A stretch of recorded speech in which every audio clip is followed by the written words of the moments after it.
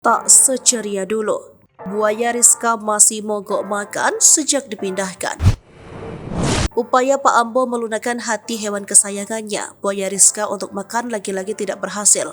Buaya Rizka dikabarkan masih mogok makan sejak berpisah dengan habitatnya di Sungai Botang yang dirawat selama 26 tahun oleh Pak Ambo. Menurut Pak Ambo, kondisi buaya Rizka saat ini sangat berbeda, tak seceria sebelum direlokasikan.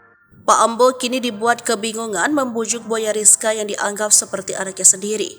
Melansir dari salah satu kanal YouTube pada Selasa 15 November 2023, Pak Ambo terlihat kembali berkunjung ke penangkaran Teritip, Balikpapan, Kalimantan Timur usai dievakuasi BKSDA.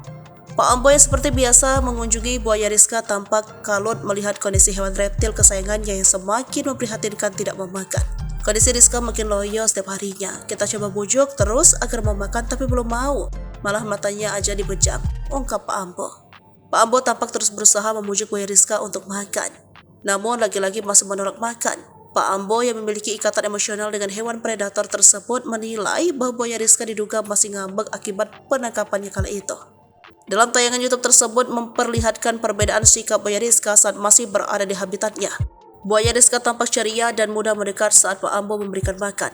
Adapun terkuak jika buaya Rizka sudah puasa selama 45 hari tanpa makanan sejak dievakuasi ke penangkaran. Saat melihat wajah Rizka, Pak Ambo menyebut jika buaya dianggap anak itu memasang wajah bersedih. Kalau dilihat dari tatapan matanya itu seakan bersedih terus dia, tuturnya. Pak Ambo pun coba kembali memberikan makanan daging ayam ke buaya Rizka namun tetap tak direspon.